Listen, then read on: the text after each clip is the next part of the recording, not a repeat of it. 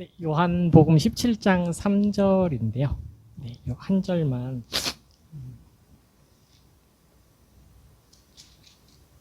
네, 저랑 한 목소리로 천천히 한번 합독하시도록 하겠습니다. 네, 저랑 한 목소리로 합독하겠습니다. 영생은 곧 유일하신 참 하나님과 그가 보내신 자 예수 그리스도를 아는 것이니이다. 혹시 제가 그냥 목소리를 해도 들리시죠? 이렇게 안 쓰는 걸 하려니까 이게 어렵네요.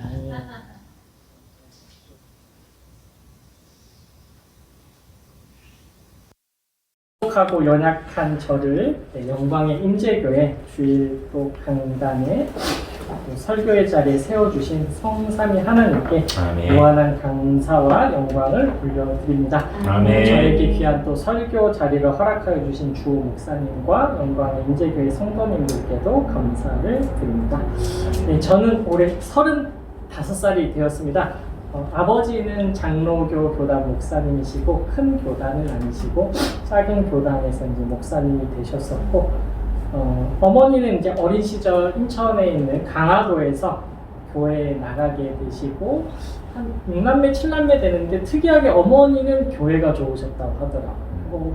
저희 이모부들이나 외삼촌들은 다 이제 보통 지금 천주교 신자신데 하나님께서 어린 시절부터 어머니 마음에 감동을 주셔서 교회에 나가게 되셨고 또 한동안 못 나가다가 이제 서울에 가서 살면서 이제 여의도 순복음교회 다니시면서 예수님을 믿게 되었고 또 큰 교회 다니셨다가 또 하나님의 또 때가 있어서 이제 동네 작은 개척교회도 섬기시고 신방 전도사도 하시고 그랬었습니다. 이제 어린 시절 제가 이렇게 태어나서 보니까 약간의 강요된 신앙이 있었던 것 같아요. 네, 아버지 목사님을 예배를 이제 자연스럽게 어릴 때 모르고 들었는데 나중에 이제 저도 디즈니 만화동산도 보고 싶고 친구들하고 놀러 가고 싶은데 그냥 그 자리에 있어야 되니까 약간의 강요된 신앙과 태어나본 예배를 드리고 있었던 그런 환경에서 자랐습니다. 대학교 1학년 20살이 되기까지는 가정사적으로 개인사적으로 많은 환난과 고난과 굴곡이 많은 인생이었는데 대학교 1학년 20살이 되어서 제가 CCC라고도 불리고 한국 대학생 선교회라고도 불리우는 생명의 공동체 주님께서 저를 보내셔서 인생에 막혔던 수많은 담들이 풀리고 하나님께서 저를 너무나 사랑하시는 것도 알게 됐고 하나님께서 저뿐만 아니라 이 나라와 민족과 열방과 심지어 우주 만물까지도 사랑하시고 다스리는 것을 깨닫고 이제 계속 깨달아가고 있습니다. 그래서 이제 제가 제대로 된 신앙이 예수님을 만나게 된 게 20살 정도부터인데 35살이 되는 올해까지 참 아까도 말했지만 20살 전까지는 인생에 굴곡이 많았는데 20살에서 30살, 35 될 때까지 인생에 굴곡이 많았었습니다. 저뿐만 아니라 여기 권사님들, 집사님들은 더 많은 굴곡이 있으시고 철진이 사실은 이제 제가 이제 철진이가 보는데 철진이 앞에 사실 할 말은 없습니다. 저희 대한민국 사는 사람들이 철진이 같은 우리 이제 학생들의 뭐가 하나님께 하나님 제가 너무나 고난 가운데 많이 살았는데 너무 힘든 애는데 하나님께서 이제 북한 성도님들이나 북한에 오신 분들에게 딱 보자마자 주님 제가 너무나 죄송합니다. 드릴 말씀이 없습니다. 겸손히 살겠습니다. 이런 생각을 많이 하게 또 하셨습니다.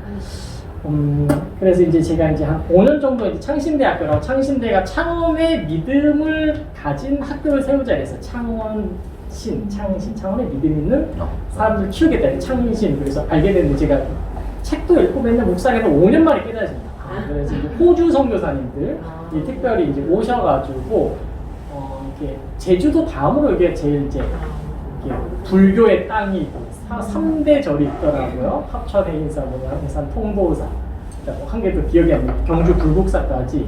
그래서 호국의 땅이기도 하고 여러 가지 이런 어려운 땅에 이제 호주 선교사님들이 오셔서 복음을 거의 한 130년, 140년 전에 전하게 하시고, 그래서 제가 처음에 창신대학교라는 곳에 발령받을 때 인간적으로는 저는 이제 서울대학교나 연세대 고려대 가서 발령 내달라면 할 수 있는데 저는 국무총리가 될 사람들, 민족의 대통령이 될 사람들을 CCC에서 키우고 싶다. 이런 높은 꿈을 가지고, 높은 꿈이죠. 가지고 이제 살았는데 하나님이 허락을 안 해주시더라. 허락을 안 해주시고 그냥 너의 고향으로 다시 보내시고 창원에서도 창원대도 있고 경남대도 있는데 인간적으로 봤을 때는 왜 날 창신대에 보냈을까? 인간적인 마음이 어렸는데 창신대 가서 이제 한동안 좀 어려웠는데 저희 이제 교목실 목사님께서 이 창신대학교와 이 부산 경남 땅은 호주 선교사 데이비스의 순교의 피로 세운 교회고 땅이다. 그래서 이제 그날 충격받고 하나님 제가 또 선교사님의 순교의 피를 모르고 함부로 또 생각했던 걸 용서해 주시고 이제 앞으로 정신 차리게 잘 살겠습니다. 이렇게 창신대학교에 인연이 있었고 목사님도 만나게 되고 창신대학교에서 이 자리에 왔습니다. 제가 이제 CCC 간사로 이제 대학생 선교사로 8년 차 살고 있고 대학생 시절 CCC를 통해 예수님을 만난 지 15년이 지났지만 사실 저희가 오늘 같이 읽었던 말씀이 요한복음에 대해서는 제가 이렇게 되게 싫어했고 멀리했고 마태, 마가, 누가복음 좋은데 요한복음 왠지 재미가 없고 근데 뭐 읽고 싶은 것만 읽고 뭐 이게 빨간 글씨가 다 예수님 말씀이시잖아요. 이렇게 예수님 말씀은 이렇게 요한복음 15, 16, 17장 길지 뭐 이래서 많이 이제 스킵하고 싶었죠. 성경인데 이제 그랬습니다. 그래서 이제 그랬었는데 하나님께서 이제 때가 되니까 35살에 오늘 말씀 영생은 곧 유일하신 참 하나님과 그가 보내신 자 예수 그리스도를 아는 것입니다. 아멘. 이거를 이제 주셨는데 그래서 이 말씀을 통해서 제가 신구약 성경 전체에서 말하고 있는 가장 핵심 이걸 한마디로 말하자면 이제 생명이라고도 하고 아멘. 영원한 생명이라고 표현을 하는데 아멘. 이것을 깨닫게 하셨고 아멘. 그래서 이걸 좀 성도님들과 나누고 싶습니다. 그래서 아멘. 저의 삶의 개요와 이제 요한복음 알게 되기까지 시간이고 그래서 요한복음은 원래 이름이 요한복음이 아니고 헬라어가 이제 그리스의 고대 그리스어거든요. 고대 그리스어. 그래서 요한복음의 원래 이름이 카타 요한네. 그래서 카타 요한네 해보시겠어요? 카타 요한네. 헬라어가 이게 음이 멋있습니다. 그래서 이렇게 좀 목사님이 헬라어, 히브리어 공부 잘하시고 이런 것도 많이 해주시는 게 언어 자체에 힘이 있기 때문에 카타 요한네. 그래서 해석하면 요한에 의한. 그래서 요한에 의한 복음. 그래서 요한 복음이 되었습니다. 그래서 이제 성경의 원 저자이신 성령 하나님께서 사도 요한을 통해 예수 그리스도에 대해 증거하시고자 요한복음을 기록하였고 예수 그리스도를 믿음으로 얻게 되는 영원한 생명에 대하여 알게 하기 위하여서 2000년 전에 기록하게 하셨습니다. 그래서 요한복음을 위에서 언급하였다시피 예수님의 제자 중 한 분이 사도 요한이 기록하였고 요한복음의 기록 시기는 AD 주후 70에서 100년 사이로 추정되어집니다. 요한복음의 기록 장소는 사도 요한이 생애 후반부를 보냈던 에베소 지역이라고 소아시아 터키 에베소로 추정되어 있는 제가 추정이라는 말이 2000년 전이니까 정확한 기록이 사도 요한 본인이 언제 썼다라고 쓰시진 않았으니까 이제 제자들 이제 그런 기록을 통해서 우리가 확인을 하고 있는 거죠. 그래서 요한복음의 기록 목적은 요한복음 자체 안에 기술되어 있는데 말씀 한번 눌러주시겠어요? 하나 더. 네, 이 앞에 걸 설명 안 되는데요. 그래서 이게 아는 거라는 게 이게 나중에 나오겠지만 사귐이에요. 사귐. 제가 좀 사귐에 대해 설명해드리겠습니다. 그 다음 내용 PPT. 요거는 제가 20장 31절. 성도님들 저랑 한 목소리로 같이 또 읽어보도록 하겠습니다. 읽겠습니다. 시작. 오직 이것을 기록하는 너희로 예수께서 하나님의 아들 그리스도이심을 믿게 하려 함이요 또 너희로 믿고 그 이름을 믿어 생명을 얻게 하려 함이니라. 아멘. 요한복음을 읽고 묵상하는 시간을 통해서 저희는 예수님의 하나님의 아들이심을 보통 다 믿으시잖아요. 교회 오시니까 좀 젊은 친구들은 모르겠지만 그리고 예수님의 하나님의 아들 그리스도이심을 믿고 예수 그리스도 이름에 힘입어 생명을 얻는 그래서 오늘은 생명이라는 것만 기억하셔도 큰 얘기인데 그래서 사도 요한이 예수님의 이름에 힘입어 생명을 얻게 되는 것이 이것을 기록한 나의 목적이고 예수님 오신 목적이다. 이렇게 기록을 명확하게 해뒀습니다. 네, 그래서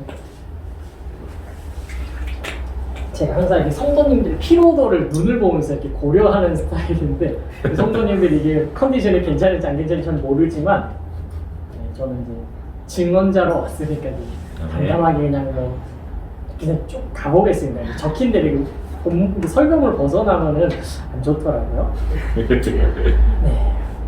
요한복음서 자세히 들어가면은 요한복음 이제 성경 있으신 분들은 저랑 이제 보시면서 제가 읽진 않을 텐데 1장 14절 말씀 보면 오늘 찬양 속에서도 있었는데 1장 14절 제가 읽으면서 설명드리겠습니다. 말씀이 육신이 되어 우리 가운데 거하심에 우리가 그의 영광을 보니 아버지의 독생자의 영광의 은혜와 진리가 충만하더라. 그래서 예수 그리스도는 창세 전부터 현존하셨습니다. 창세 전부터 현존하셨던 하나님의 아들 예수 그리스도는 말씀이 육신이 되어 말씀이 사람이 되어 이 땅에 오셨습니다. 하나님의 아들 예수 그리스도께서는 성부 하나님의 참 모습을 밝히 보여주시며 요한복음 1장 18절 예수 그리스도께서는 십자가에서 죽으시고 자신을 믿는 모든 자들에게 영원한 생명을 주십니다. 요한복음 3장 14절 15절 말씀. 그래서 요한복음 3장 14절 15절 말씀은 모세가 광야에서 뱀을 든 것 같이 인자도 들려야 하리니 이는 그를 믿는 자마다 영생을 얻게 하려 하십니다. 그래서 예수님이 사실 모세가 광야에서 노뱀을 든 것처럼 나도 십자가에서 들려야 된다. 왜 들리냐? 그거는 그를 믿는 자마다 영생을 얻게 하기 위해서. 영생을 얻게 하기 위해서 나는 죽어야 된다. 이렇게 말씀하고 계십니다.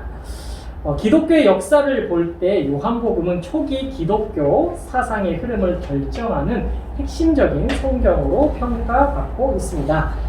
약 2000년 전 초대 교회에서는 신앙의 대상으로서 예수님, 예수 그리스도에 대한 논쟁이 치열했습니다. 이분이 하나님이냐, 하나님과 사람이 섞인 존재냐, 이런 논쟁이 치열했는데 마태, 마가, 누가복음에서 예수 그리스도는 만물 안에 계신 구원자로 제시되며 예수님의 존재와 활동을 공생의 위주로 기록하고 있습니다. 곧 예수님의 탄생과 사역, 죽음과 부활 영역을 주로 마태, 마가, 누가복음에서 기록하고 있고 그러나 요한복음에 기록된 예수 그리스도는 창세 전부터 존재하시고 활동하고 계신 구원자로 기록되어 있습니다. 여기서 이제 창세 전이란 영원 전이란 하나님의 시간으로 우주와 이 온 세상 만물이 만들어지기 전의 시간, 성부, 성자, 성령 하나님만 존재하고 계셨던 시간을 성경에서는 창세 전, 영원 전이라고 표현하고 있습니다. 요한복음의 또 하나 중요한 점은 초대 교회 안에서 분산된 예수 그리스도에 관한 요소를 하나로 통합하고 있습니다. 그러므로 인류가 살아가고 있는 모든 시대마다 신자들이 신앙하는 그리스도는 요한복음에 기록된 그리스도입니다. 이 그리스도를 믿는 자마다 생명을 얻게 됩니다. 요한복음에서 가장 중요하고 핵심적인 단어가 바로 생명인데요. 생명은 헬라어로 조에라고 하고 신약 성경에서 생명이라는 단어가 한 54회 정도 사용되었고 11회는 영원이라는 형용사가 붙습니다. 형용사라는 게 이거를 자세하게 설명해 주는 게 형용사인데 그래서 생명이라는 것을 구체적으로 자세하게 표현하는 것이 그럼 생명이 뭐냐 했을 때 영원한 생명 그 다음에 그 영원한 생명을 줄여서 영생 그래서 생명, 영원한 생명, 영생은 동일하다 이렇게 알고 계시면 되겠습니다. 참 종교요 진리의 종교인 기독교는 구원의 죄 사함의 은혜야만 그치지 않고 예수 그리스도를 믿음으로 영원한 생명을 얻는 것이 핵심입니다.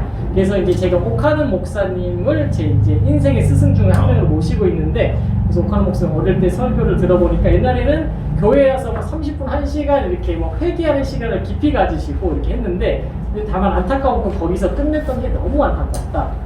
저희들도 이제 회개만 하고 회개하면 주님 은혜를 깊이 내려주시죠. 근데 그게 사실 하나님과 이게 연합된 상태인데 그거를 이제 영혼은 아는데 누가 안 가르쳐 주니까 내가 회개를 했는지 하나님과 만남을 가졌는지 그냥 평안을 왔는데 이게 뭔지 모르죠. 근데 이게 하나님이 모르시는 성령은 우리 계시니까 깨닫게 해주시죠. 근데 이거는 이제 저희 같은 뭐 목사님이나 선교사나 간사들이 이제 말씀을 연구해서 그게 어떤 건지 성경적으로 이제 해석해 드리는 게 저희들의 이제 사명인 줄 알고 있습니다. 그래서 이제 이 영원한 생명이 무엇인지는 저희가 오늘 같이 읽었던 성경 본문 17장 3절에 아주 자세히 나와 있습니다. 영생은 곧 유일하신 참 하나님과 그가 보내신 자 예수 그리스도를 아는 것이니이다. 그래서 여기서 아는 것이라는 것은 지식적으로 생각 속에서 아는 것을 넘어서 실제로 만나서 대화하고 서로에 대해 깊이 알게 된다는 것을 의미합니다. 그래서 요한복음 17장 말씀을 조금 더 쉽게 설명드리자면 영생은 곧 유일하신 참 하나님과 그가 보내신 자 예수 그리스도의 사귐이라고 표현할 수 있습니다. 그래서 PPT 한 개 전에만 그래서 사귐 영원한 생명은 우리가 쉽게 이제 한국 교회에서 배우는 영원한 생명은 죽어서 가는 천국 이렇게 알고 계시는데 그건 마테마가 누가에서 말하는 이제 영원한 생명이고 실제 이제 영생의 진짜 고차원적인 영역은 하나님과 그가 보내신 자 예수 그리스도의 사귐 그러니까 영생의 현재성이라고 얘기하거든요. 우리는 영생의 미래성을 자꾸 표현하는데 그러니까 자꾸 이제 요즘 성도님들이나 뭐 이제 뭐 이렇게 저희도 그렇고 막 죽어서 천국 가고 싶다 그게 제 깊은 소원이었는데 35년 제 소원이었습니다. 34살까지 이제 너무 괴롭거든요. 가난하고 힘들게 살고 막 그래가지고 하나님 저는 빨리 죽어서 가는 게 제 소원입니다. 이게 영생으로 배웠고 그렇게 인식하고 근데 제가 영생의 현재성 영생이 그게 아니고 하나님과 지금 나랑 만나는 이 시간 사귀는 게 영생인 걸 생각하고 충격을 많이 받았는데 조금 더 설명해드리겠습니다. 그래서 그럼 하나님과 예수님과 사귀면 어떤 결과가 임하냐면은 우리 믿는 성도들은 우리 신자는 우리 안에 계신 성령님을 통하여 하나님과 예수님과의 사귐을 말씀 속에서 가질 수 있고 이 사귐의 시간을 통해 궁극적으로는 예수 그리스도 안에서 계시는 하나님의 영광을 볼 수 있습니다. 예수님이 하나님을 밝히 보여주시는데 그럼 하나님의 영광이 보이거든요. 그 말씀이 이제 요한복음에 대한 다음 말씀 한번 보여주시겠습니다. 한 장. 네, 그러면 이거를 제가 한번 읽어드리고 그 다음에 같이 한번 읽겠어요. 저 먼저 제가 한번 읽어드릴게요. 예수님의 기도입니다. 아버지여 내게 주신 자도 나 있는 곳에 나와 함께 있어 아버지께서 창세 전부터 나를 사랑하심으로 내게 주신 나의 영광을 그들로 보게 하시기를 원하옵나이다. 그래서 예수님 이렇게 기도하시죠. 아버지여 내게 주신 자들도 내가 있는 하늘 성소를 폈는데 내가 있는 곳에 나와 함께 있어 아버지께서 창세 전부터 나를 사랑하심으로 내게 주신 나의 영광을 우리 신자들로 하여금 보게 하시기를 원하옵나이다. 그래서 하나님의 영광, 하나님이 내게 주신 영광을 우리 성도님들, 우리 자녀들에게도 보여주십시오. 그래서 이제 제가 영광이라는 거에 대해서 알게 되는데 한 35살, 34살까지 걸렸고 그랬었습니다. 그래서 이제 잘 목사님도 설교 때 해주실 줄 알고 제가 영광에 대해서 더 이제 다루진 않고 그 다음 PPT 한번 넘겨주시면은 네, 그래서 제가 한번 좀 더 현대적인 언어로 표현해봤는데 성령님을 통해 복음을 깨닫게 된 사람은 영원한 생명을 얻어 창세 전부터 현존하는 아들의 영광에 참여합니다. 그래서 복음이라는 것이 이제 예수 그리스도가 복음이시고 예수 그리스도께서 이제 예수 그리스도의 메시아적 행위, 예수님만 복음이 아니고 예수님과 예수님의 메시아적 행위가 있는데 그게 십자가, 무덤, 부활, 현현 이거를 이제 복음의 두 요소, 양날개거든요. 그래서 예수님만 복음입니다 이러면 나중에 효력이 많이 떨어져요. 그래서 예수님의 십자가와 무덤과 부활, 그러니까 십자가 복음, 무덤 복음, 부활 복음의 날마다 연합되지 않으면은 사실 하나님의 영광을 경험할 수 없습니다. 그러니까 제가 또 다음에 기회 되면 설명해드리고 그래서 성령님을 통해 이 복음, 예수님과 예수님의 메시아적 행위, 그 십자가 이걸 다 무덤, 부활을 깨닫게 된 사람을 거기에 연합된 사람은 영원한 생명을 얻어서 영원한 생명에 죽어서는 천국 아니고 하나님과 예수님의 사귐을 가져서 창세 전부터 현존하셨던 아들의 영광, 하나님께서 예수님에게 주신 영광에 참여할 수가 있습니다. 그래서 이게 요한복음 17장 24절의 말씀입니다. 그리하여서 신약 시대를 살아가는 모든 성도님들은 매일 이제 이 말씀 통독 말고 말씀 묵상을 하셔야 되는데 말씀 묵상을 통해서 작은 자나 큰 자나 목사님이나 장로님이나 집사님이나 어린이에 이르기까지 직분에 상관없이 각자가 스스로 성령 하나님을 의지하여 말씀을 통해 날마다 하나님과 예수님과 친밀한 사귐을 가질 수 있습니다. 그래서 이것이 하나님께서 예레미야 선지자를 통해 약속하셨던 새 언약의 말씀입니다. 예수님이 이렇게 뭐 하시면서 저 기억이 안 나는데 이게 내가 피로자로 세우는 새 언약이다 이렇게 표현하시는데 새 언약이 예레미야 선지자가 말하는 것이거든요. 그래서 한번 PPT 한번 보여주시면은 네 주님 성경을 한번 찾아보시는 게 좋겠네요. 예레미야 31장 31절 34절 이게 이제 넘기면서 이게 약간 조정되어 버렸는데 한번 찾아보실까요?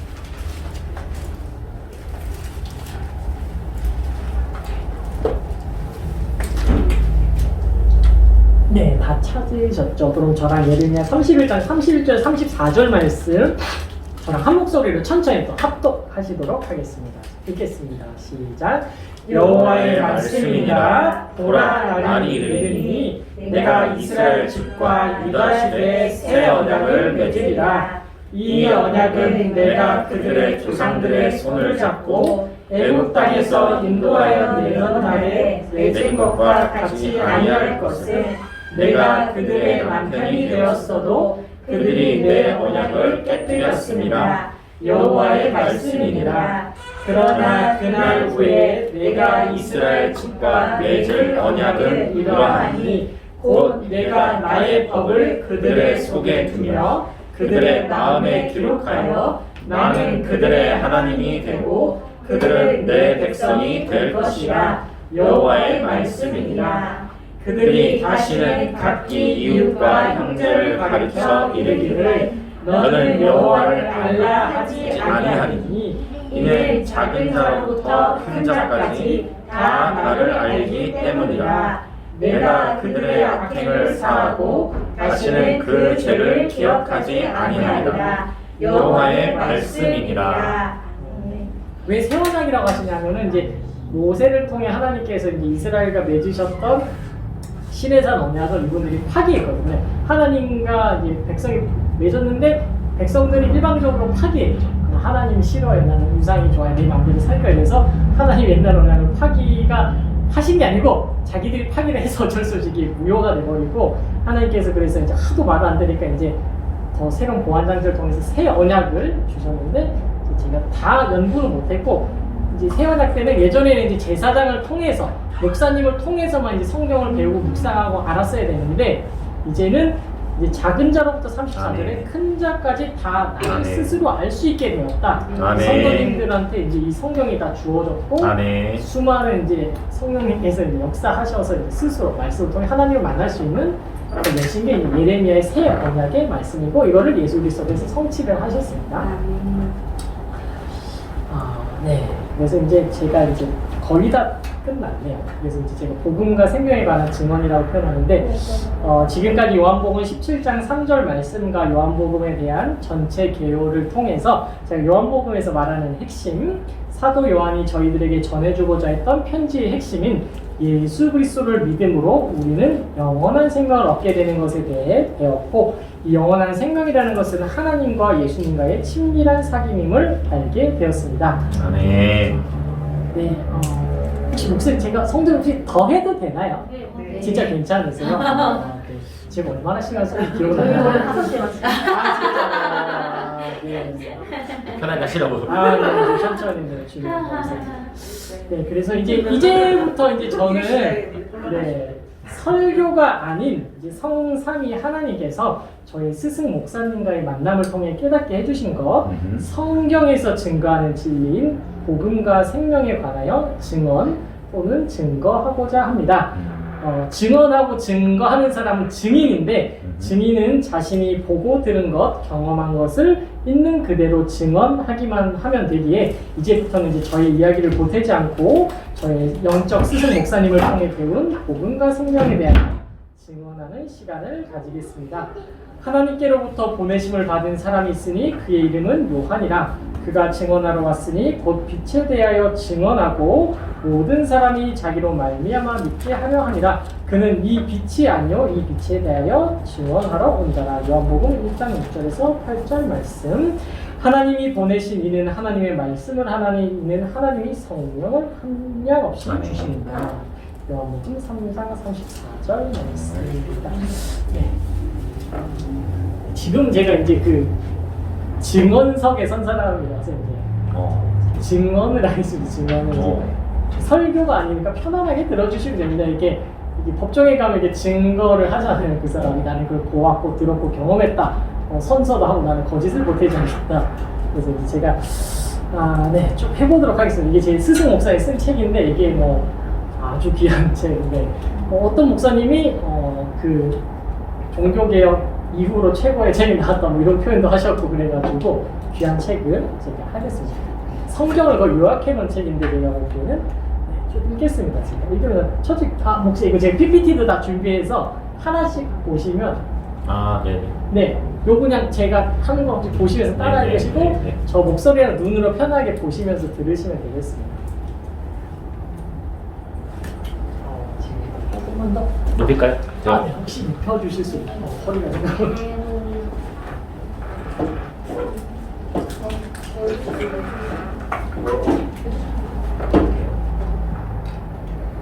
네, 좋습니다.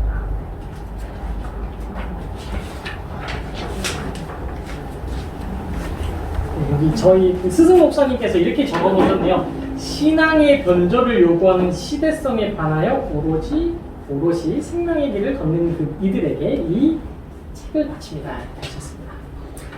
모든 저자 서문입니다. 모든 사람은 죄인이며 로마서 3장 23절 동시에 영원을 사모하는 존재입니다. 우리는 죄인이기도 하지만 영원하신 하나님을 사모하는 존재입니다. 인간은 생명을 얻어 하나님으로부터는 생명을 얻어 영원에 계신 아버지와 아들 안에 거하기 전까지는 안식을 누릴 수 없습니다. 아버지 품을 떠난 탕자처럼 살아갑니다. 호화 주택의 최고층을 비워두고 캄캄한 지하실에서 살아가는 것처럼 말입니다. 하나님께서 그런 인간을 위해 아들을 보내셨습니다. 예수께서 세상에 오신 목적은 인간으로 하여금 생명을 얻게 하고 풍성히 얻게 하시기 위함입니다. 이 생명이 하나님께서 창세 전 약속하신 영생입니다. 이는 하늘에 속한 신령한 복으로 창세 전에 택함 받아 하나님의 아들들이 되는 복입니다. 이 생명을 가진 자는 창세 전부터 현존하시는 하나님 아버지와 아들 안에 거하는 영광을 누립니다. 지하실에서 벗어나 최고층으로 상승하여 사는 자와 같게 됩니다. 아들 안의 생명 영생은 실제적입니다. 예수를 그리스도로 믿는 자에게는 이 생명이 있습니다. 이 영생이 우리가 복음을 통해 아들 안에 거하고 아버지 안에 거함으로써 현실이 됩니다. 오늘날 많은 그리스도인이 이미 영생을 얻고도 영생을 누리지 못합니다. 이는 거짓의 아비 사탄이 왕성하게 활동하고 있기 때문입니다. 그로 인해 믿는 자들까지도 속고 속이는 일에 능숙합니다. 진리보다 비진리에 더욱 귀를 기울입니다. 그리하여 이단은 나날이 흥왕하고 생명의 길을 찾는 이들은 점점 줄어들고 있습니다. 모든 시대 안에서 진리를 아는 자는 아버지 집에 거합니다. 그 집은 아들을 통해 들어갈 수 있고 아들도 그곳에 거하십니다. 그리고 창세전부터 현존하시는 아버지의 영광을 보는 것입니다. 복음은 궁극적으로 그리스도 안에서 나타난 하나님의 영광을 보게 합니다. 하지만 영광의 복음은 언제나 거부당했고 위협받아 왔습니다. 기독교 역사에서 교회는 복음을 희석하여 시대성에 영합하는 잘못을 저지르고 했습니다. 영생에 이르게 하는 복음의 진리가 AD 313년 저희가 잘 알고 있는 콘스탄티누스의 기독교 공인 이후 제도권 교회에서 멀어졌습니다. 이후로 아버지의 집에 이르지 못하게 하는 유사 신앙이 기독교의 주류가 되고 말았습니다. 그럼에도 기독교 역사에서는 영생의 거주지가 사라지지 않고 존속되어 왔습니다. 이를 위한 선두주자가 서방교회의 수도원 창설자인 성 바실리우스입니다. 2016년 6월 저는 바울의 전도 여정을 순례했습니다. 순례 중 터키의 갑바도기아 근처에 있는 괴렘의 동굴을 방문하였습니다. 그곳은 콘스탄티누스가 제정한 유사 신앙에 저항하여 바실리우스가 세운 수도원이었습니다. 말로만 듣던 그 영생의 공동체를 직접 보니 온몸이 전율하며 벅찬 감격이 밀려왔습니다. 고난을 자처하면서 참 신앙의 길을 걸어갔던 선진들의 삶이 눈물겹도록 감격스러웠습니다. 말씀은 영원하나 신학은 변천합니다. 영원한 말씀에 대한 계시가 진보되기 때문입니다. 20세기 중반 신학계는 칭의를 관계론적 의미로 해석하는 것에서 큰 성과를 이루었습니다. 전통적으로는 칭의를 주로 법정적인 의미로 해석해 왔습니다. 곧 그리스도를 믿음으로 말미암아 하나님의 심판에서 의인으로 선언되었다는 것입니다. 주로 로마서 말씀을 통하면 이제 이걸 알게 되죠.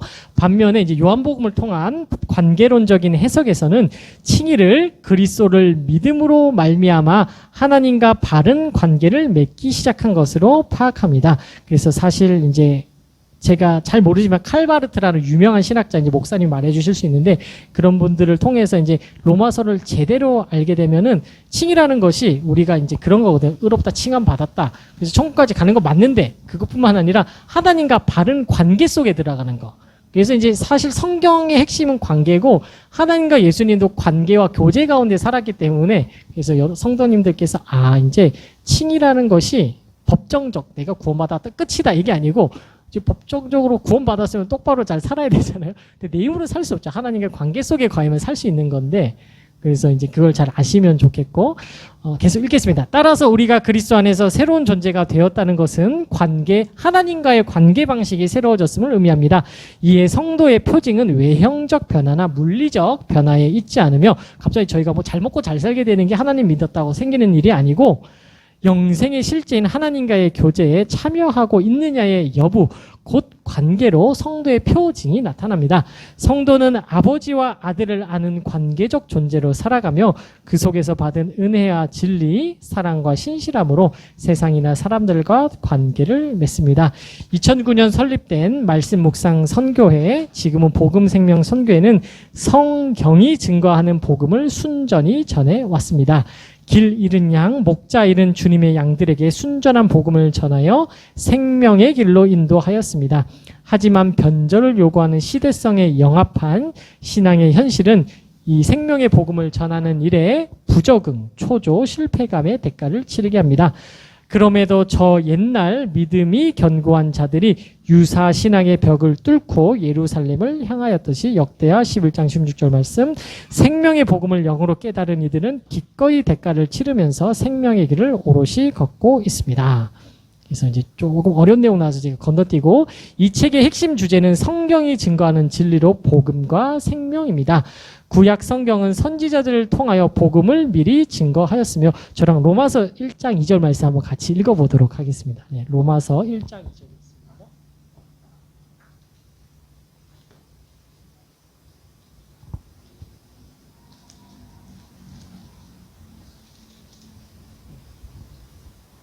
네, 로마서 1장 2절 말씀 저랑 한 목소리로 같이 읽도록 하겠습니다. 이 복음은 하나님이 선지자들을 통하여 그의 아들에 관하여 성경이 미리 약속하신 것이라. 그래서 사도분이 이 복음이라는 것은 하나님께서 선지자들, 구약의 선지자들을 통하여 그의 아들 예수 그리스도에 관하여 성경에 미리 약속하셨다. 예수님이 구약에 약속되신 분이시죠. 그래서 구약 성경은 선지자들을 통하여 복음을 미리 약속하고 증거하였으며 신약 성경은 성경의 증거대로 오신 그리스도께서 우리에게 생명을 주셨음을 증거합니다. 그래서 내가 온 곳은 양으로 생명을 얻게 하고 또 풍성히 얻게 하려 합니다. 이렇게 요한복음 10장 10절을 말씀하고 있고 이 생명은 하나님께서 창세 전에 우리에게 주기로 약속하신 아들 안의 생명이며 성령님을 통해서 실제가 되고 현실이 됩니다. 이 책은 이제 진리가 예수 안에 있는 것 같이 신구약 성경을 예수 그리스도 중심으로 풀었습니다. 이 과정에서 진리를 설명하는 수단으로 여러 영적 도서를 참고하였습니다. 그래서 이제 뭐 혹시 목사님 혹시 뭐 칼바르트나 이런 분들에 대해서 언급하신 적도 있나요? 네. 네. 네. 먼저 말씀하신 복음, 예수 그리스도만 아니라 진짜요? 목사님은 그걸 어떻게 배우신 거예요? 책에서? 아니 성경에서 하시면서 근데 진짜 엄청난 일인데 이거를 확증이 근데 이게 제가 처음에 일부러 건너뛴 칼바르트랑 이런 게 좀 얘기 제가 드릴게요. 이게 아시면 좋아요. 성도님들도 이게 제가 앞에 안 읽어드린 게 있는데 그냥 이건 책을 읽으면 재미없으니까 이 목사님이 감리교회에서 어떤 분이시냐 80세에 은퇴를 하셨는데 37년간 한국에서 목회했는데 성도님들이 5,000명까지 늘었고 지금 거의 10,000명 가까이 됐는데, 그래서 근데 사역적으로만 잘 된 게 아니고 교단에서 얼마나 잘하셨는지 그냥 목사님들 뭐 장로님들이 성자다. 교회도 5,000명 됐고 교단에서 성자다 불리면 거의 뭐 성공한 거잖아요. 주님 안에서. 근데 이제 그 목사님이 이게 갑자기 어떤 일이 생기셨냐면, 그냥 뭐 이건 제가 들은 얘기니까, 뭐 제대로 들은 얘기니까, 어떤 일이 생기셨냐면 갑자기 장로님들이 그 대전에 계셨다는 분이더라고요. 대전에 보셨는데 이분이 그 목사님이 성도님들을 뭐 1,000명에서 2,000명까지 어떻게 늘렸대요. 늘렸다고 표현하는 게 맞겠죠. 인위적으로. 그러니까 장로님들이 이제 우리 교회 5,000명이니까 10,000명 올려줄 목사를 찾아야겠다. 그래서 그분이 대전에서 성범죄, 성추문 있는 사람인데도 이미 확증적으로 난 사람인데도 데려다가 담임 목사 시켜버린 거죠. 그럼 그 목사님이 내가 37년간 생명 걸고 목회했는데, 그리고 이제 성도님들이랑 장로님 자기한테 소송 걸어버려가지고 막 감옥도 3년 갔다 오시고, 감옥 가기 전에 이 복음생명 선교에 와서 목사님과 대화하고 깨달은 거죠. 그래서 하나님 저에게 왜 이런 일이 있습니까? 제가 뭘 잘못했습니까? 제가 신앙적으로도 잘하고 목회도 잘하고 사람들한테도 잘하고 아무런 잘못 안 하는데, 그래서 하나님께서 깊이 묵상하니까 이렇게 표현하셨답니다. 세미한 음성으로 너는 생명으로 목회하지 않았다. 그러니까 하나님의 생명이 뭔지 몰랐다 이런 거죠. 그러니까 요한복음에서 말하는 생명, 예수님에게만 있는 생명, 그 생명 사실 하나님께로부터 있는 생명인데 그걸 모르고 설교는 잘할 수 있습니다. 인간적으로 잘할 수 있는데 그걸 못났다는 게 아니고 하나님 앞에서 생명을 목회하지 않았다는 걸 알고 이제 충격을 받으시고, 이제 앞으로는 그러면 이제 깨달은 된 거죠. 내가 생명을 목회하지 않으니까 생명을 알아야 되는구나.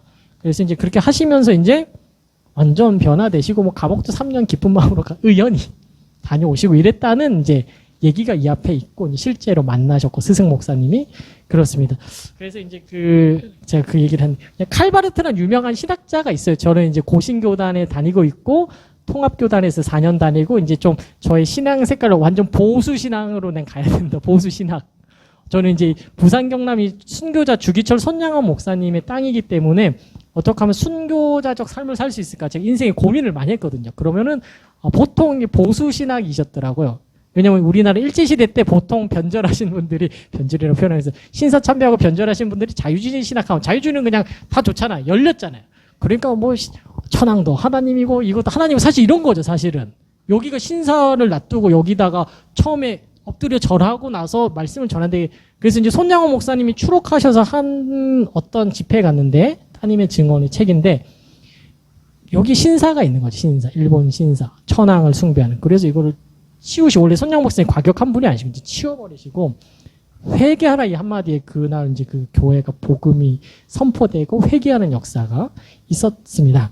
그래서 이제 저는 이제 그런 이제 보수 신앙만 했는데, 이제 저희 스승 목사님 통해서 이제 칼 바르트라는 그 사람이, 저희는 이제 잘못 배우기는 자유주의 신학자라고 배웠는데 그게 진짜 잘못, 귀로만 들으니까 눈으로 안 보고 제가 확인 안 하니까 그런 사람이 아니고, 자유주의의 광풍이 200, 300년 유럽에서 완전 휩쓸고 다녔는데, 그러니까 예수님이 그냥 뭐 사람이다 해서고 뭐 이런 분들이 막 휩쓸고 다녔는데, 그분이 나타나서 원래 자유주의를 배웠기 때문에 자유주의가 됐는데 오늘 문득 깨닫고 이제 주님이 회심시키셨죠. 그래서 자유주의의 광풍을 막은 사람이다라고 제가 배우고 나서 칼바르트 선생님, 우리 목사님은 아닌데 이 교수님께 제가 사과를 드렸습니다.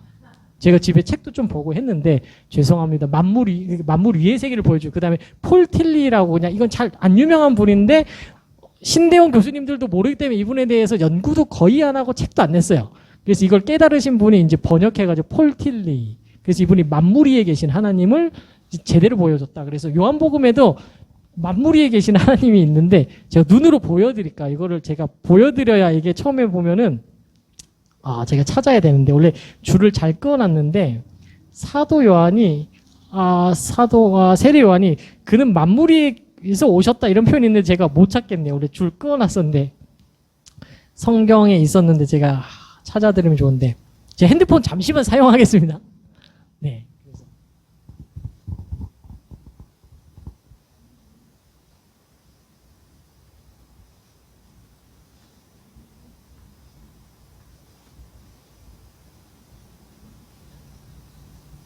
삼 3장 31절 한번 보시겠어요? 요한복음 3장 31절.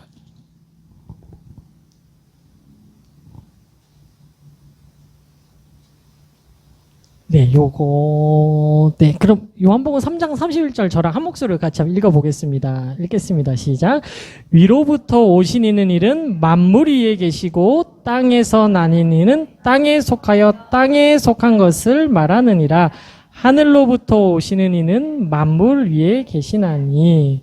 아멘. 그래서 세례, 이게 지금 요한이 말하는지도 세례 헷갈리는데 지금 저도 막 정신이 헷갈리는데, 그래서 위로부터 오시는 이는 예수 그리스도시잖아요. 예수 그리스도는 만물 위에 계시고, 그래서 만물 위에 계시고 저는 땅에서 태어났고, 그래서 하늘로부터 이는 만물 위에 계신다. 그래서 제가 처음에 우리 스승 목사님께서 우리는 만물 아래 것을 신앙하고 복음과 생명을 깨달으면 만물 위에 계신 하나님을 신앙한다. 그래서 목사님이 거짓말 하시나? 이게 왜냐하면 만물 위에 있다는 표현을 들어본 적이 없거든요. 15년 동안.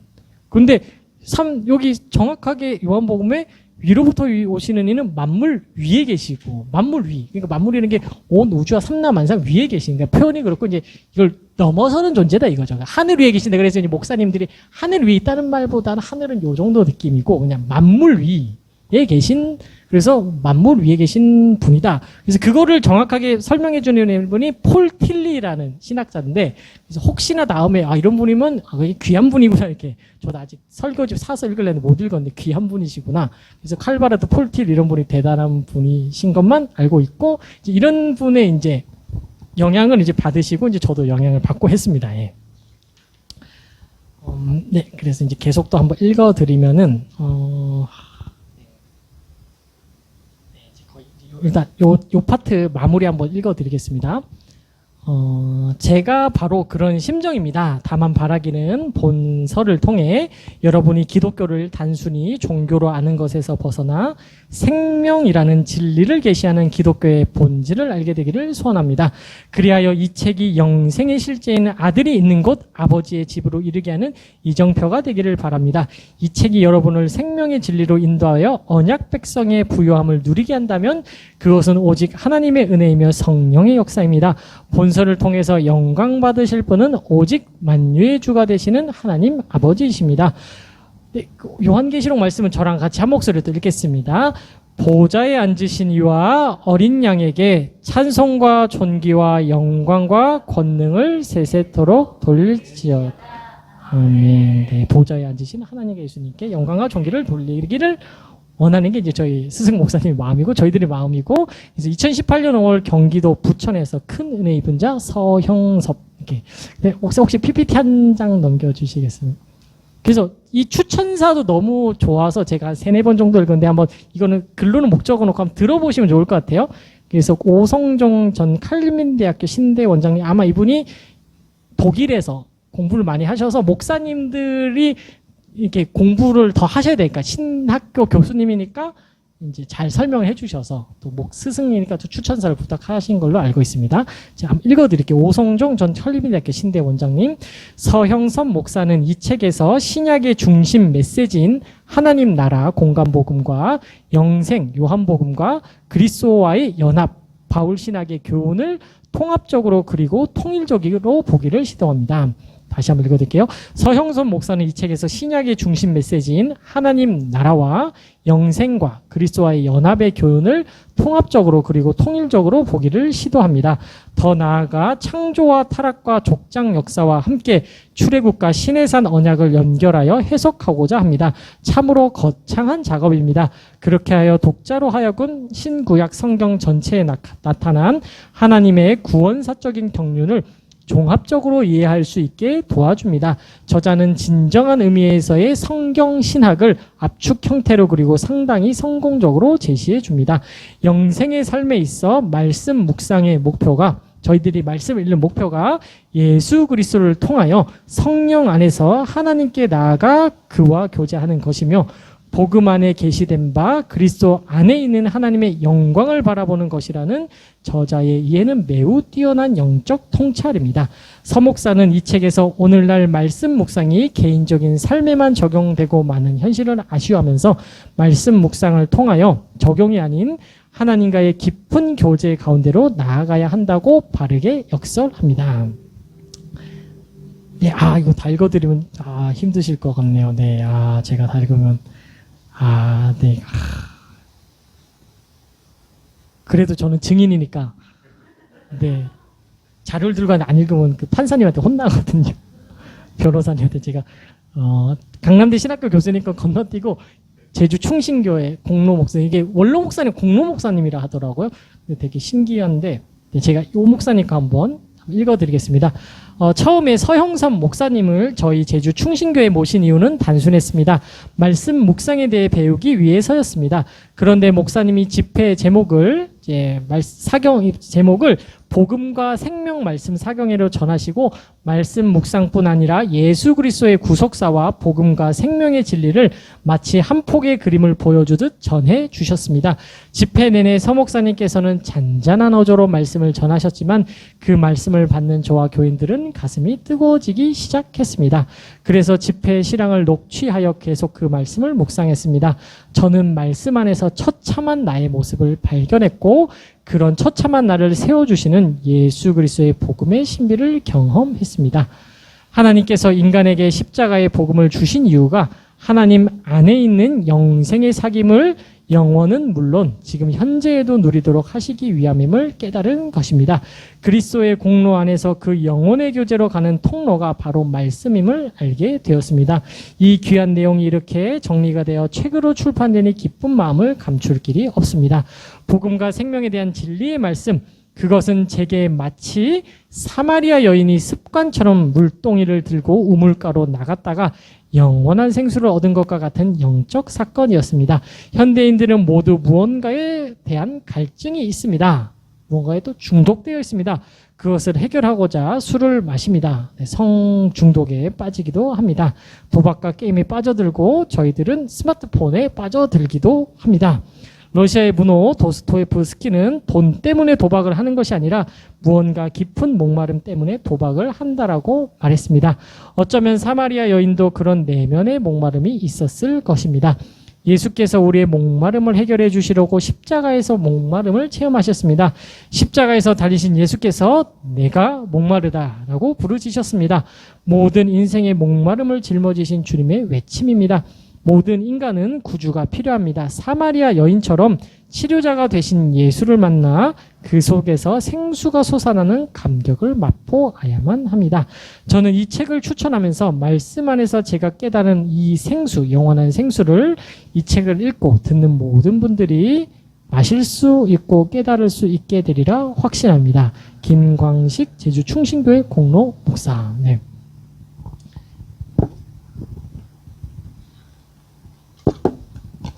제가 기록문화연구소장님은 뛰어넘도록 하겠습니다. 저도 에너지를 아껴야 되니까. 네, 다음 한번 PPT 한번 보여주시겠어요? 네, 그럼 이게 책의 목차인데 이것만 보셔도 은혜가 되기 때문에 제가 그냥 쭉쭉 읽어드릴게요. 1에다가 뭐 세부 목차인데 그거는 제가 그냥 더 큰 것만 보시도록 하겠습니다. 1부 하나님 생명을 주시다. 만물 위에 계신 하나님을 신앙하라. 만물 안에 갇힌 하나님, 만물 위에 계신 하나님을 신앙하라. 하늘에서 오신 인자, 하늘에 속한 말씀을 증거하다. 인자, 하늘로부터 오시다. 복음 위로부터 오는 증거, 생명을 주는 것은 성령님이다. 깊은 층의 목마름, 영혼을 묻다. 영혼을 사모하는 마음. 종교를 넘어 생명으로 야곱의 우물과 영생하도록 솟아나는 샘물. 필요를 구하는 자에게 생명을 주시다. 기독교 신앙의 필요와 같이 필요를 구하는 자에게 생명을 주시다. 한국교회 필요를 넘어 생명으로. 네, 한 장 더 넘겨주시면 2부 언약의 대장정 태초 말씀이 하나님과 함께 계시다. 네, 그 다음에 6번 보시면 하나님의 형상대로 사람을 지으시다. 그리고 예수 그리스도는 하나님의 형상이다. 창조의 언약과 계명. 하나님이 돕는 자 에체르 되시다. 사람을 에덴 동산에 두시다. 에덴의 타락 창조 언약이 깨어지다. 에체르 돕는 자 사람에서 하나님으로. 하나님을 떠난 자 무화과 잎으로 가리다. 무화과 잎으로 가리다. 비참한 존재를 드러내는 용기로 하나님 품에 거하다. 알몸으로 맨몸으로 십자가에 못 박히시다. 구원자로서 아들을 예표하시다. 창세전 하나님이 주시기로 하느네. 아이에카 내가 어디 있느냐. 원시복음 여자의 후손과 가죽옷.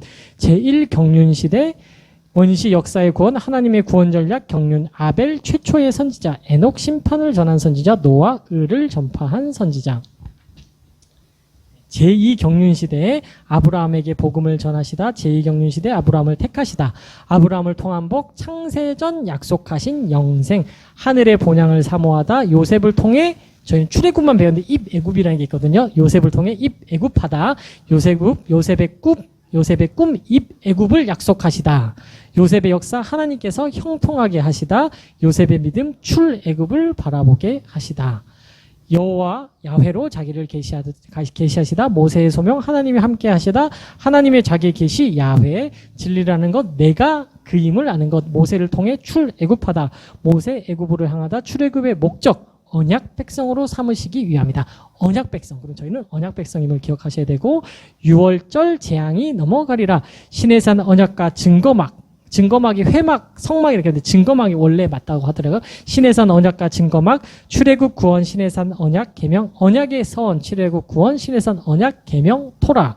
증거막 하늘 성소의 모형, 언약적 의를 버린 백성 징계가 임하다. 그래서 제가 이제 그 예수님 안 믿는 분들이나 저나 뭐 사고가 비슷해요. 왜냐하면 하나님이 왜 이렇게 민족을 멸망시키시지? 나쁘시다 이렇게 표현하죠. 아니 택했으면은 사랑하고 돌봐줘야지 말 안 된다고 다 파괴하면 어떡하냐. 그런데 언약이 약속이 그래요. 너네가 나를 구주로 삼고 우상 숭배 안 하면 내가 천대까지 복을 주는데 너네가 우상 숭배하고 막 살면 너네는 분명히 이방 나라에 흩어지고 너네는 그냥 식민지 지배 받을 거야. 진짜 하나님 진짜 세게 더 말씀하시는 제가 말하기 좀 그렇고. 그래서 언약적 이 언약적 의라는 게 하나님과 나와의 관계가 올바로 섰을 때 의가 성립되는 거거든요. 그래서 이제 언약적 의를 백성에게 징계가 임하는 게 하나님의 공이고 심판이고, 근데 심판이라는 게 히브리어로 미시파트인데 저는 옛날 하나님이 심판했을 때 무섭잖아요. 저희 아들 이름이 다니엘인데 그래서 다니엘의 뜻을 옛날에 모르고 그냥 저희들 뭐 사자골과 친한 다니엘 뭐 국무총리 되라 뭐 이렇게 생각했는데 그게 아니고 다니엘의 원래 의미가 하나님께서 심판하신다 이러거든요. 하나님께서 심판주가 되신다. 근데 제가 아들 이름을 다니엘 나중에 물어볼 수도 있잖아요. 애들이 물어 너 이름의 뜻이 뭐야? 하나님께서 심판하신다인데 이렇게 하고 그래? 이렇게 하나님께서 심판주가 되신다. 그렇지만 그 성경에서 말하는 진리니까 제가 뭘 모르고 일단 다니엘서 읽다가 너무 좋아서 왜 좋았냐면은 뭐 그거죠. 국무총리 된 게 좋은 게 아니라 왕 앞에서 떳떳하더라고. 죽여라. 뭐 나는 하나님과 기도만 하길 살겠다. 그래서 제가 뭐 예를 들면 저희 아들이 지금 나이가 그렇지 않죠. 문재인 대통령과 같이 국무총리다 했을 때 사람들이 이렇게 모함하잖아요. 너는 이제 앞으로 기도하거나 너 예배 이제 영광 임재교회 가서 오늘 예배 드리면 너 이제 국무총리 오늘 파면이야 이런 거죠.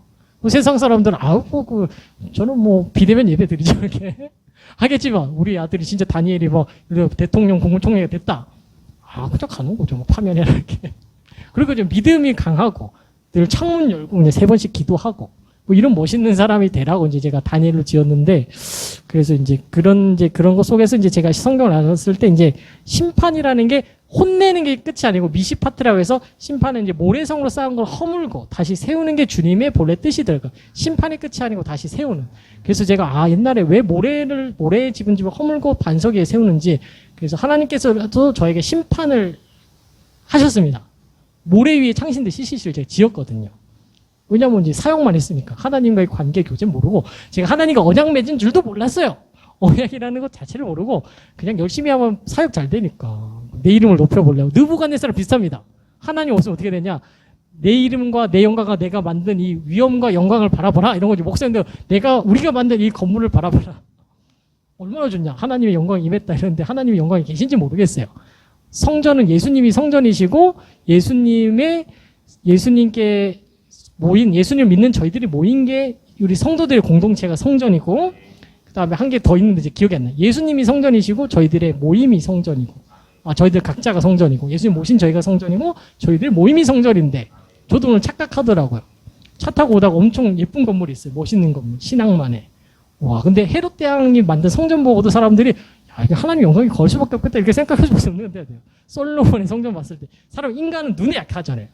근데 하나님은 그게 아니고 예수님 내가 성전이고 예수님의 드리는 너희들이 성전이고 우리들이 성전이다. 그래서 제가 여기는 이제 예배당이라고 부르는 게 맞다고 제가 배웠거든요. 그래서 그렇구나. 예배당은 뭐 적절히 지으면 네, 그렇습니다. 계속 16번 가겠습니다. 네, 언약적 의를 버린 백성 징계가 임하다. 광야 말씀에 불순종하여 언약이 깨어지다. 언약 공식이 부르짖음의 공식으로 사울을 패하시고 다윗을 세우시다. 나단 신탁과 새 언약 다윗의 등극 사화와 나단 신탁 여로보암의 유사 신앙 옛 언약에서 새 언약으로 이제 3부 가겠습니다. 복음에서 생명으로 구원, 복음을 통하여 영생을 얻다. 종교사적 구원과 기독교의 구원, 구원의 의미, 죄 사함, 영생, 하나님의 나라, 복음의 목적, 영생, 하나님 나라의 복음과 십자가 복음, 하나님 나라의 복음 선포, 십자가와 부활의 복음, 하나님 나라를 실현하다. 하나님 나라의 복음 연단, 도키모스를 이루다.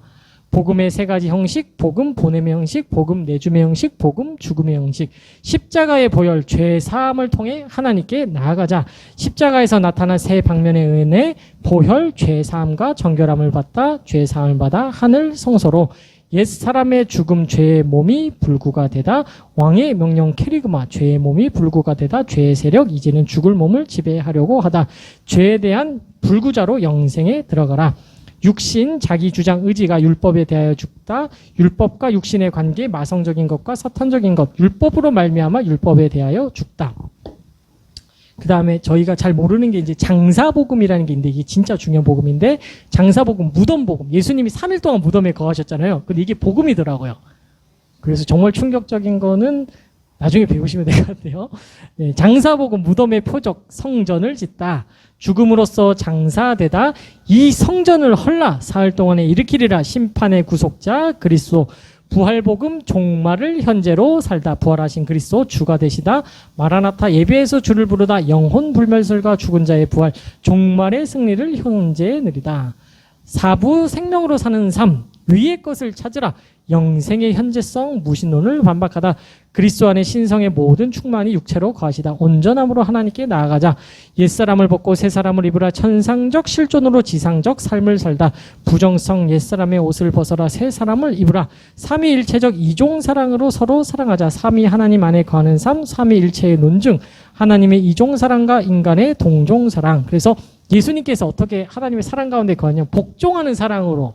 예수님은 하나님께 거하고 예수님이 하나님께 복종하니까 하나님은 이렇게 그렇게 복종하시니까 이렇게 하시더라고요. 그래서 이게 저도 배우고 있는데 먼저는 남편이 아내를 하나님의 사랑으로 이렇게 귀하게 여기시면 아내가 이제 복종이라는 게 나쁜 게 아니고 사랑을 해줬으니까 해주는 건데 한국 남자인 저는 죄송합니다 표현이 당신이 나를 먼저 사랑해주면 좋겠다. 왜 사랑을 안 하냐?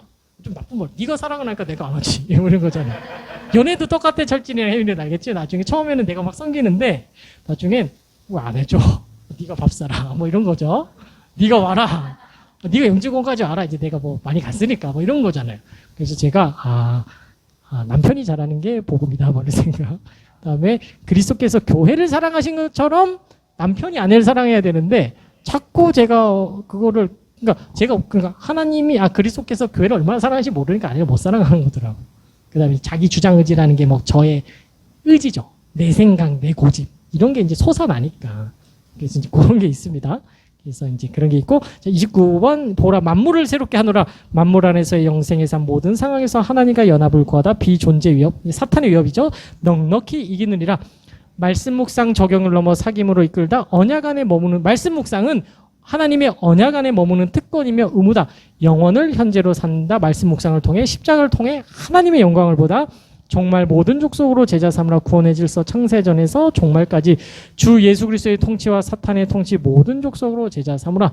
담대함, 파레시아를 버리지 말라. 예수님의 보혈을 의지하여서 하늘에 가는 거거든요. 그래서 예수 그리스도의 위대성, 히브리서의 핵심 가치, 헬라어로 파레시아, 담대함.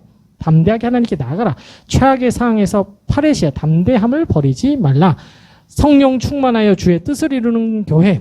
구원 이후 어떻게 살 것인가? 성령 충만, 그리스도의 말씀으로 충만하여 주의 뜻을 이루다. 매일의 성령 충만, 날마다 그리스도의 복음을 듣는 것. 나라를 아버지께 바치다. 만물이 그리스도께 복종하다. 익명의 그리스도인에게도 복음을 만유의 주권이 아버지께로 돌아가다. 에필로고, 주여 영생의 말씀이 주께 있어오니 내가 어디로 가오리까? 이 베드로의 고백으로 마지막을 하셨습니다. 네, 이거 증언을 하고 싶은데 성도님도 힘드실 텐데 진짜 괜찮으세요? 아, 진짜, 네. 제가 물 한 잔 더 먹고. 증인이 힘든 거 같네요. 네, 또 증언을 들어주시니까 전 열심히 하도록 하겠습니다. 네, 주님 도와주십시오. 네. 네, 프롤로그, 제가 프롤로그라고, 서문하고 프롤로그가 다른데 이게 해설이돼, 해설. 그래서 목사님이 약간 좀 공부를 많이 하시, 영어를 많이 쓰셔가지고 제가 이렇게 한글 네이버 사전에 찾아보고 있습니다. 이제 프롤로그, 네, 창세전의 진리 한번 넘겨주시겠어요, 목사님? 네, 복음과 생명 해설인데, 아, 이거 중요하니까 한번 들어보시죠. 창세전의 진리, 생명과 약속, 성경에서 십자가는 계시의 절정입니다. 태초와 종말은 희미하게 계시됩니다. 더욱이 창세전 세계는 신비 속에 감추어져 있습니다. 그러나 성경이 증거하는 창세전의 세계는 매우 중요합니다. 기독교 진리의 중심축이 되기 때문입니다. 하나님께서 창세전에 두 가지 일을 하셨습니다. 아들에게 생명을 주셨고 요한복음 5장 26절 이 생명을 우리에게 주겠다고 약속하셨습니다. 디도서 1장 2절. 아, 네. 성도님들도 쉬고 계시면 힘드시니까 요한복음 5장 26절 같이 찾아보시죠. 중요한 말씀인데 요한복음 5장 26절. 네.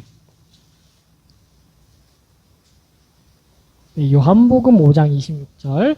네, 저랑 한 목소리로 같이 읽겠습니다. 아버지께서 자기 속에 생명이 있음 같이 아들에게도 생명을 주어 그 속에 있게 하셨고, 그래서 생명이라는 것이 아버지께서 자기 속에 생명이 있음 같이 아들에게도 생명을 주어 그 속에. 생명이라는 게 처음에 하나님, 성부 하나님께 있던 건데 이걸 성자 예수님한테 주셨고 이걸 또 우리에게 주시는 거죠. 그래서 아들에게 생명을 주셨고 이 생명 우리에게 주신다는 말씀은 디도서 말씀이 정말 귀한 말씀인데 네, 1장 2절 네, 같이 한번 보도록 하겠습니다.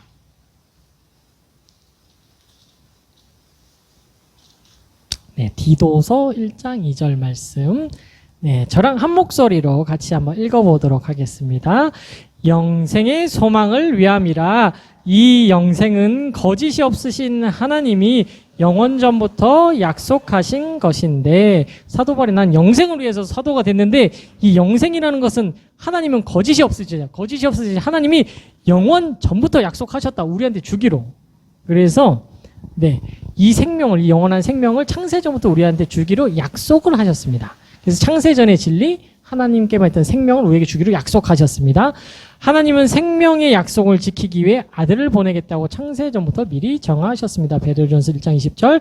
창세전에 약속된 하나님의 아들들이 되는 신령한 복은 영원부터 하나님이 그리스도 예수 안에서 예정하신 뜻입니다. 세상과 인간을 창조하신 목적은 창세전 약속하신 하나님의 뜻, 생명을 주시기 위함입니다. 하나님이 왜 세상을 창조하셨냐? 하나님께 했던 그 생명을 주시려고. 하나님과 교제하라고. 관계 맺고 살려고. 창세전 아들은 말씀으로 현존하시며 이는 살아있고 항상 있는 하나님의 말씀입니다. 인간은 아들이 세상에 오심으로써 아들의 생명 영생을 얻었습니다. 그러므로 아들이 예수 그리스도가 복음이며 로마서 1장 2절 세세토록 있는 말씀으로써 복음입니다. 복음은 창세전 약속된 영원한 생명을 얻게 합니다. 디모데후서 1장 10절 바울은 나의 복음을 가르쳐 크로노스 시간 안에서는 감추어진 비밀이라고 하였습니다. 이 비밀이 곧 우리에게 생명을 주기 위해 오시기로 창세전부터 약속된 아들입니다. 그는 선지자의 글로 증거되었습니다. 예수님은 선지자의 글로 증거되었습니다. 바울은 계시를 통해 이 증거를 깨달았습니다. 바울은 다메섹에서 극적인 체험을 하였습니다. 그러나 사도 바울이 나의 복음이라고 한 것은 창세전부터 존재하였고 이제는 성경이 증거하는 복음을 말합니다. 성경이 증거하는 복음은 영의 계시, 성령님을 통해 영원한 생명을 얻게 합니다. 그 다음에 네, 다음 큰 제목은 복음을 통하여 생명으로. 복음은 능력입니다. 지식이나 교리나 전통이 아닙니다. 복음은 믿는 자를 구원하시는 하나님의 능력입니다. 그 능력이 하나님의 의를 계시하며 생명을 얻게 합니다. 복음이 주는 생명은 아들, 아내 생명이며 영원한 생명입니다. 영생은 단지 죽음 이후의 삶이 아니라 이미 도래하여 현재의 삶에서 시작되는 하나님의 나라입니다. 영생의 본질은 유일하신 참 하나님과 그가 보내신 자 예수 그리스도의 사귐입니다. 그것은 우리가 아들 안에 거하고 아버지 안에 거하는 영적 실제입니다. 성경에서 말하는 복음의 목적은 영원에 속한 하나님과 그의 아들과의 사귐이며 나아가 영생 얻은 자와의 서로 사귐으로 완성됩니다.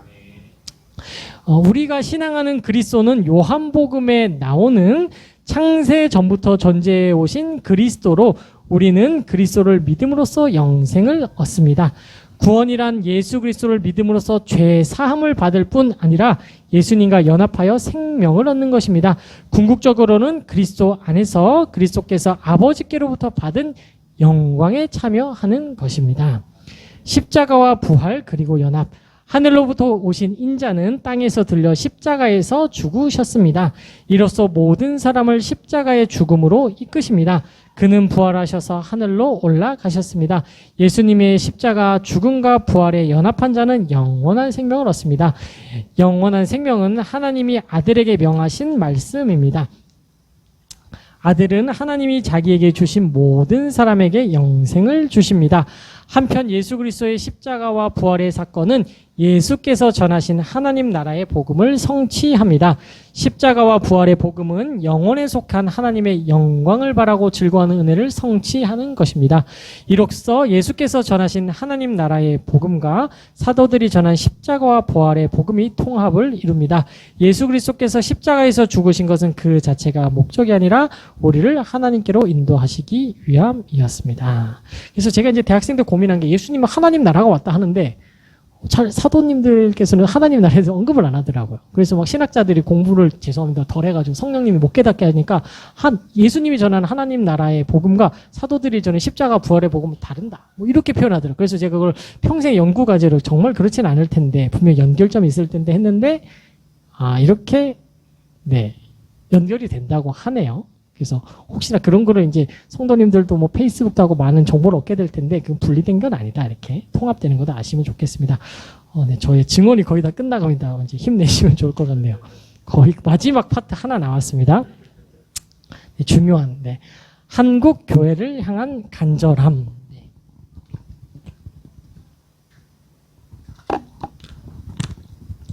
교회는 하나님의 진리의 기둥입니다. 이에 하나님이 아들을 통해 증거하신 진리를 전해야 합니다. 아들은 아버지께서 명하신 영생의 말씀을 전하셨습니다. 이는 복음을 통해 생명을 얻는 진리입니다. 하지만 현대교회의 현실은 복음과 생명의 진리를 전파하기보다 사람들의 필요에 부응하는 말을 전합니다. 시대성에 적합한 청중 친화적인 메시지가 말씀의 이름으로 전해집니다. 교회가 바벨론의 포로, 세상의 포로가 되어가는 것과 같습니다. 모든 시대에 해당되는 영원한 메시지는 바로 영생의 말씀입니다. 물론 예수 그리스도께서 영생의 말씀을 상징으로 삼는 필요를 주셨습니다. 하늘에 있는 영생의 말씀을 보여주는 모형으로 인간의 필요를 채워주신 것입니다. 따라서 눈에 보이는 필요의 충족이 기독교의 본질이 아닙니다.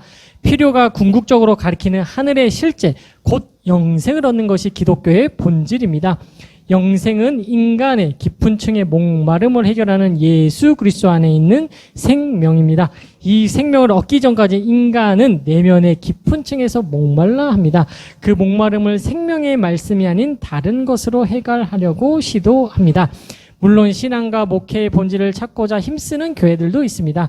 그들은 복음과 말씀, 십자가와 생명의 진리로 돌아가고자 고군분투합니다.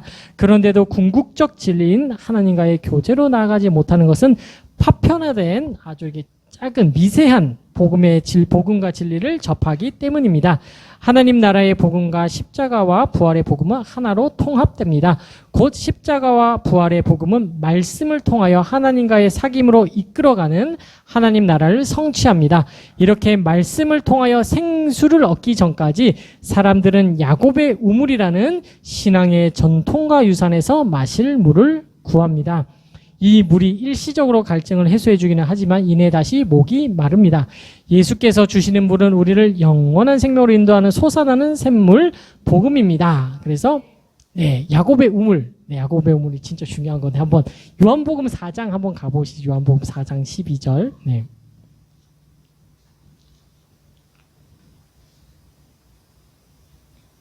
야곱의 우물. 사마리아 여인이 2000년 동안 먹었고 이스라엘 민족 그쪽 사람들이 2000년 동안 동물들과 함께 먹어도 목이 마르지 않았던 야곱의 우물. 그게 이제 수많은 신앙의 유사적인 비슷한 거죠. 비슷한 거죠. 그래서 이 표현을 잘못하면 안 돼. 저는 오카노 목사님을 존중하지만 혹시나 제자 훈련이라는 것도 야곱의 우물이 될 수가 있습니다. 왜냐면 오카노 목사님이 돌아가시자마자 이게 사라졌잖아요. 근데 오카노 목사님 제가 이제 스승 목사님이 사랑의 교회 갱신위원회라고 사랑의 교회에서 5% 진짜 제자들만 남아있는 교회 가서 어떤 말씀을 전했냐면은 오카노 목사님이 원래는 나는 10명짜리 교회 하고 싶다 이랬다. 짜리가 아니에요. 10명이 있는 뭐 교회 하고 싶고 그분이 진짜 부럽다라고 표현하셨거든요. 그래서 이제 제가 그런 말을 왜 했을까? 근데 왜냐면은 성도님들이 2만 명에 3만 명 되니까 제자 훈련을 못 하잖아요. 그러니까 이제 목사님이 선택한 게 제자 훈련의 방편으로 설교를 30시간씩 준비하시고 그냥 설교를 준비하신 거죠. 그리고 설교를 오카노 목사님 설교 들으면 되게 충격적이에요. 엄청나고 좋고 음성 자체도 좋고 복음주의 4인방교회 제일 탁월하시고 거제도 사람이시고 고난도 많이 받으시고 그래서 이제 저도 오카노 목사님의 설교가 어떤 게 기억남냐면 사명자는 낙심하지 않는 이런 거에서 제가 낙심을 많이 하죠. CCC 간사하면서. 근데 진정한 소명자는 한 사람에게 미칠 수 있는 양심이 살아있는 목회자임을 나는 안다 이렇게 표현하시더라고. 그래서 하나님 저는 진정한 소명자입니까? 저는 향신대학교에서 한 사람에게 미칠 수 있는 한 영혼에게 생명을 걸 수 있는 주님 제가 목사가 맞습니까? 사역자가 맞습니까?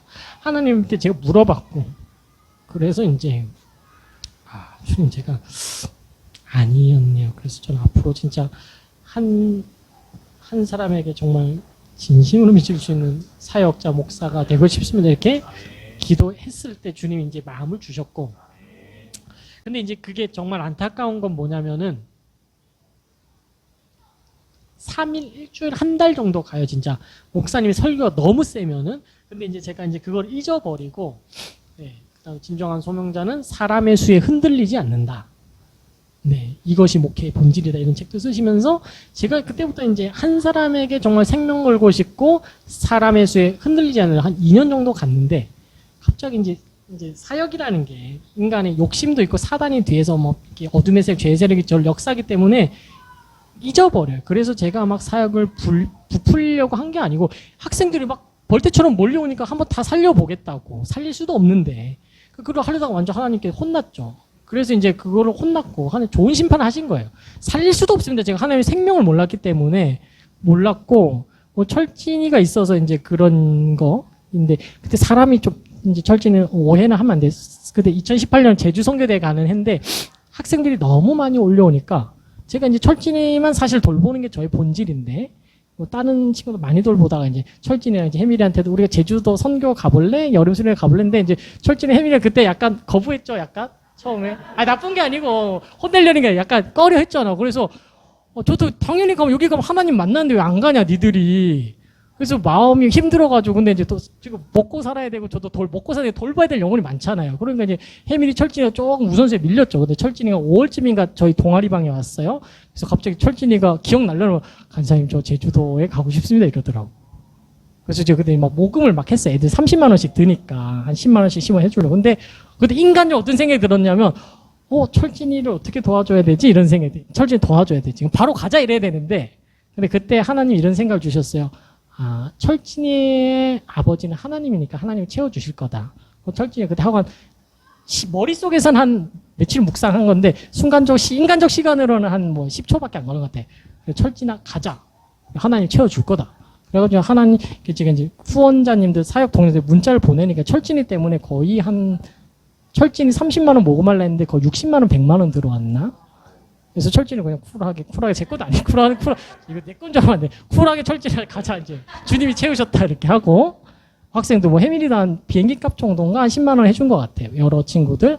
그리고 다음에 이제 그걸 제가 어디 쓰려고 이제 저희 캠퍼스 이제 특별 통장에 넣어놨어요. 특별할 때만 쓰려고. 근데 이제 하나님이 나중에 한 1년 이렇게 쉬게 하시더니 광주에서 철진한테 줄 때가 됐다 그래서 뽑아서 이렇게 주고. 제가 준 게 아니고 오해하시지 말고 주님이 주시고 그래서 하나님이 참 철진을 너무 사랑하신다. 철진 때문에 저희가 덕을 많이 봤죠, 사실은. 그랬었습니다. 그럼 말씀, 요한복음 4장 12절에서 14절 말씀, 저랑 한 목소리로 천천히 읽어보도록 하겠습니다. 4장 12절에 14절 말씀. 우리 조상 야곱이 이 우물을 우리에게 주셨고 또 여기서 자기와 자기 아들들과 짐승이 다 마셨는데 당신이 야곱보다 더 크니까 예수께서 대답하여 이르시되 이 물을 마시는 자도다 다시 목마르려와 내가 주는 물을 마시는 자는 영원히 마시지 아니하리니 내가 주는 물은 그 속에서 영생하도록 솟아나는 샘물이 되리라. 그래서 저희는 예수님이 주시는 물, 영생하도록 솟아나는 샘물을 매일 마실 수 있습니다. 말씀 묵상을 통해서. 물 설교 때 주님이 더 특별히 임하시지만, 그래서 이제 계속 제가 읽어드리자면, 이렇게 말씀을 통하여 생수를 얻기 전까지 사람들은 야곱의 우물이라는 신앙의 전통과 유산에서 마실 물을 구합니다. 이 물이 일시적으로 갈증을 해소해 주기는 하지만 이내 다시 목이 마릅니다. 예수께서 주시는 물은 우리를 영원한 생명으로 날마다 인도하는 솟아나는 샘물, 즉 복음입니다. 또 어떤 이는 아예 교회 밖에서 깊은 층의 목마름을 해결하려고 합니다. 없어지고 많은 존재들로 목마름을 해결하려고 합니다. 하지만 그의 이중적인 삶과 신앙은 결국 더 깊은 공허와 목마름, 인격의 왜곡으로 치닫습니다. 하나님께서 한국 교회에 은혜를 베풀어 주시기 바랍니다. 교회가 지금까지 치우쳐 왔던 필요 사역의 범주를 넘어서서 생명의 진리 안에 견고히 서기를 원합니다. 이때 성도님들이 말씀으로 사는 언약 백성이 되고 하나님이 그들의 하나님이 되십니다. 그렇게 될 때 교회는 주 예수 그리스도가 오시는 날까지 사람들에게 복음을 전하여 생명을 얻게 하는 사명을 감당할 수 있습니다.